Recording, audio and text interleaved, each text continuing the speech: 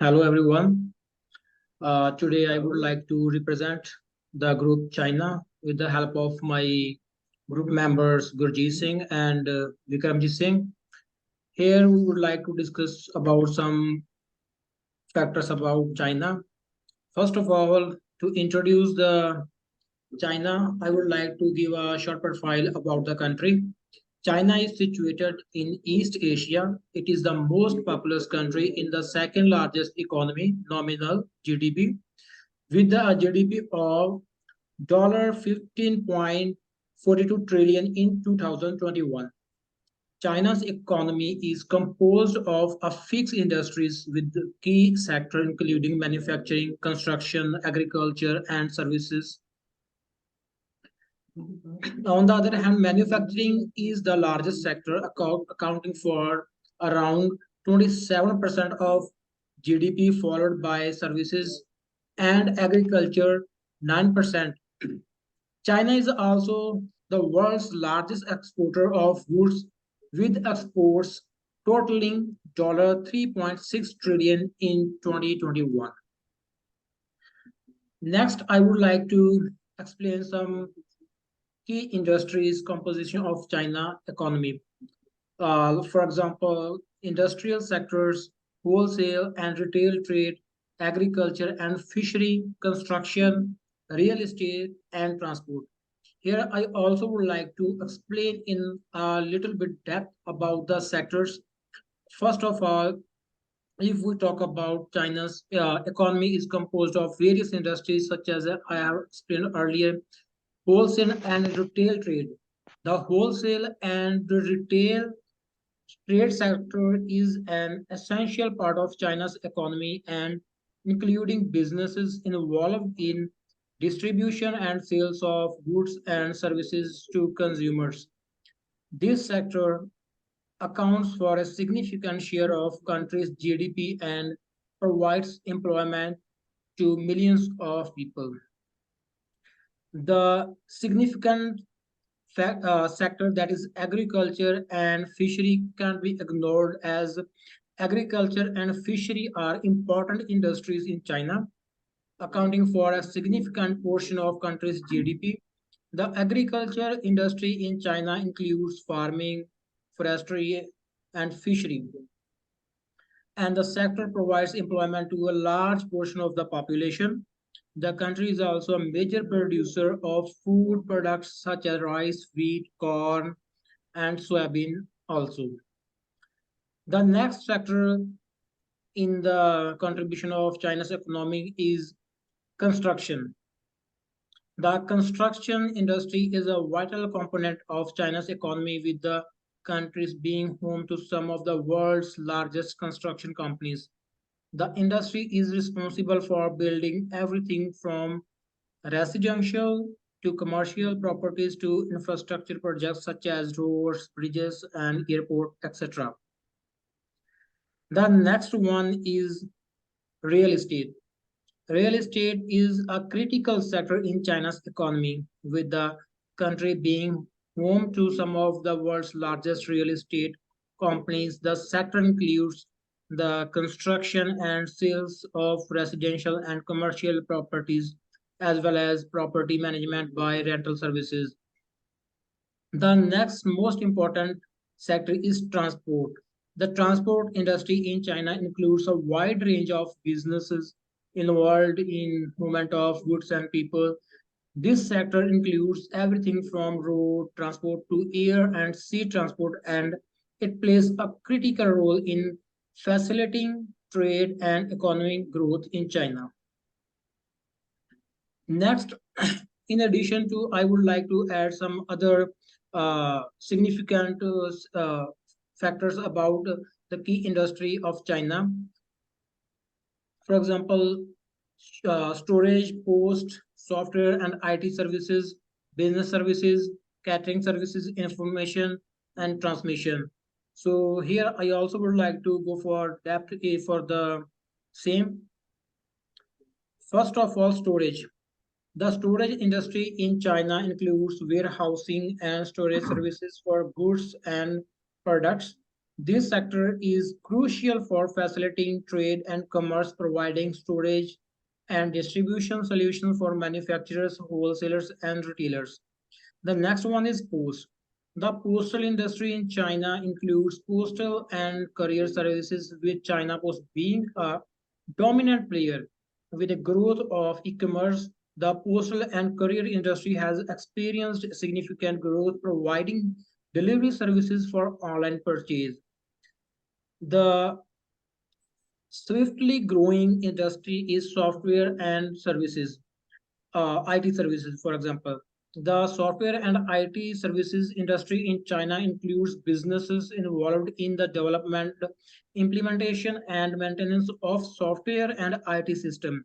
This sector has experienced rapid growth driven by the expansion of China's digital economy and the government's push for technological innovations.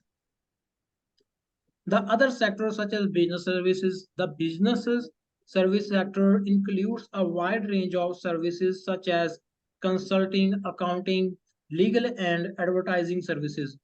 This sector provides essential support to other industries, enabling them to operate efficiently and effectively. Next one is catering services. The catering industry in China include businesses involved in the provision of food and beverages services, including restaurant, cafe, and catering services. This sector has grown rapidly in recent years, driven by rising uh, income and changing consumer preferences. The next one is information transmission. The information transmission industry in China includes businesses involved in telecommunication and internet services. This sector is critical for facilitating communication and access to information, driving economic growth, and supporting other industries. These were the main key points for the growth of China's economy. And next, some of the factors such as diamond model would be described by group member Gurjeet Singh. So next to him. Here I would like to describe the most important aspect, that is a diamond model, and it further includes the four major aspects, like first one is that factor conditions, diamond conditions, related and sporting industries, and last one is the firm strategy, structure, and rivalries. So here I would like to mention here the assessment of the Chinese competitiveness using diamond model. So here I would like to include the factor conditions for it. Uh, Factor conditions present to the inputs needed for production, like labor, natural resources, infrastructure, and technology. China has a big and fast uprising labor force with pool of around 700 million workers. However, the quality of education and skills training varies widely across the country. China has made significant investments in infrastructure, particularly in transportation, but there are still gaps in rural areas. The nation is endowed with a variety of natural resources such as coal, iron ore, and rare earth metals. It has also made crucial progress in developing this sector of technology. With a growing number of startups and a government-led push to increase innovations. And second aspect is that diamond conditions. Diamond conditions are to the size and sophistications of local demand of goods and services. China's huge population and emerging central class make it an attractive market for both domestic and foreign firms. However, Chinese consumers tend to favor domestic brands over foreign ones, which can be a challenge for international firms.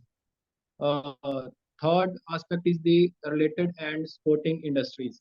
When we talk about related and supporting industries, we mean the supplier and service sectors that assist in the creation of goods and services. China has developed a strong supply chain network, particularly in manufacturing, with many firms located in clusters around major cities.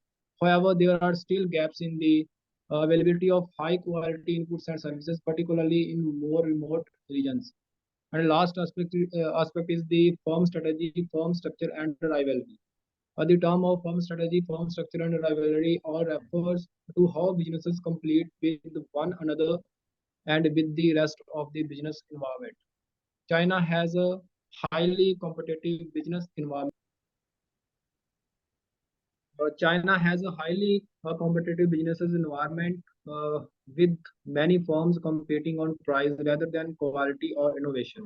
State has also enforced policies to support domestic firms, promote industrial upgrading. Next part is that identification of key competitiveness issues facing by China based on diamond model. There are some issues that are China has been facing and continuously it is going on. There are some I have to describe here. Overall, China has advantages in terms of factors and associated and supporting sectors, but there are difficulties in terms of market circumstances, firm strategy, structure, and competition. None of key competitiveness factors seen the nation based on your diamond model judgment. Based on the diamond model assessment, some key competitiveness issues facing China include the quality of education and skill training varies widely across the country, which could limit the country's ability to develop a highly skilled workforce. Chinese customers tend to favor domestic brands over foreign ones, which can be a challenge for international firms looking to enter the market. There are significant regional differences in consumer preferences and purchasing power, which can make it difficult for firms to develop products and services that appeal to a wide audience. There are gaps in the availability of high quality inputs and services, particularly in more remote regions. The highly competitive business environment with many firms competing on price rather than quality or innovation could limit. Next part will be discussed by my group mate Vikramjit Singh. So now I'm talking about key competitiveness issues in China. Although China has many benefits, it also faces some serious competitiveness issues. These include a dearth of innovation, challenges, conversion, and economic based on low-cost manufacturing to one with significant added value. Environmental concerns and a lack of protection of intellectually pro- stop कर ला मड़ी